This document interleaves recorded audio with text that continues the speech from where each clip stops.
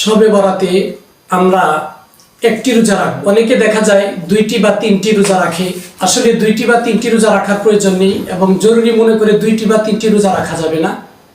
শবে বরাতের রোজা হচ্ছে একটি। ইবনে মাজাহ শরীফের 1388 নম্বর হাদিসের মধ্যে আসছে, ইজা কানা লাইলাতুন নিসফি মিন শাবান, যখন শবে বরাতের রাত আসবে, ফাকুমু লাইলাহা, তোমরা এই রাতে রাত্র জাগরণ করে ইবাদত বন্দেগী করো, ওয়াসুমু নাহারাহা, এবং 15 শাবান তোমরা রোজা রাখো।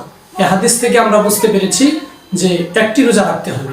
তৃতীয় নম্বর বিষয় হচ্ছে আমরা কত রাকাত নামাজ পড়বো এবং কিভাবে পড়বো। শবে বরাতে আমরা যে ইবাদত বন্দেগী করি এটা হচ্ছে নফল ইবাদত, আর নফলের কোনো সংখ্যা বা সীমারেখা নেই। যে যত পরিমাণ পারে সে ওই পরিমাণ নামাজ পড়ে নেবে। তবে আমরা 2 রাকাত করে পড়বো।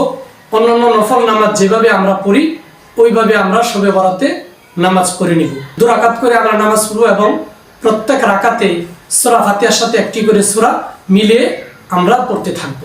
দেখা যায় অনেকের মুখ থেকে শোনা যায় যে শবে বরাতের নামাজ সূরা ইখলাস বা সূরা কাউসার 3 বার পড়তে হয়, 7 বার পড়তে হয়।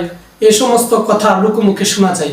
আসলে এই সমস্ত কথা হচ্ছে ভিত্তিহীন এবং মন গড়া কথা, যা কোরআন হাদিসে কোনো প্রমাণ নেই। তাহলে আমরা যে কোনো সূরা দিয়ে পড়তে পারবো। যে সূরাগুলো আমার মুখস্থ আছে সিরিয়াল অনুযায়ী আমি সূরা ফাতিহার সাথে একটি করে সূরা মিলে পড়তে থাকবো। চতুর্থ নম্বর বিষয় হচ্ছে আমরা নিয়ত কিভাবে করব। যেহেতু শবে বরাতের নামাজ এটা হচ্ছে নফল নামাজ, আমরা শবে বরাতের 2 রাকাত নফল নামাজ পড়তেছি এভাবে বললেই যথেষ্ট হবে। আর নিয়ত হচ্ছে এটা অন্তরের সংকল্প, এটা মুখে উচ্চারণ করা বা আরবিতে নিয়ত করা কোনোটাই জরুরি নয়। শুধু মনে মনে যদি আমি ইচ্ছা পোষণ করি তাহলে এটাই যথেষ্ট যে আমি শবে বরাতের 2 রাকাত নফল নামাজ পড়ছি। অনেকে দেখা যায় শবে বরাতে আমরা গোসল করে থাকি এবং এটা মনে করে যে এই রাতে গোসল করলে অনেক ফজিলত আছে। প্রত্যেকটা চুল বা পশমের গুঁড়া দিয়ে ফোঁটা ফোঁটা পানি যে পরিমাণ টপকিয়ে পড়বে ওই পরিমাণ নেকি আল্লাহ তাআলা তাকে দান করবে।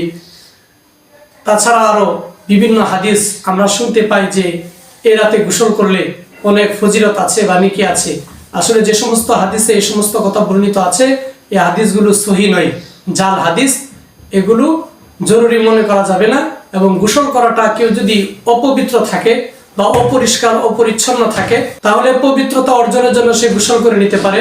অপরিষ্কার অপরিচ্ছন্ন থাকলে পরিষ্কার পরিচ্ছন্নতার জন্য সে গোসল করে নিতে পারে। তবে শবে বরাতে গোসল করলে বিশেষ কোনো ফজিলত রয়েছে, এরাতে গোসল করতে হয়, গোসল করা লাগবে, এই সমস্ত আকীদা বিশ্বাস রাখা যাবে না এবং এগুলোকে জরুরি মনে করে গোসল করা যাবে না।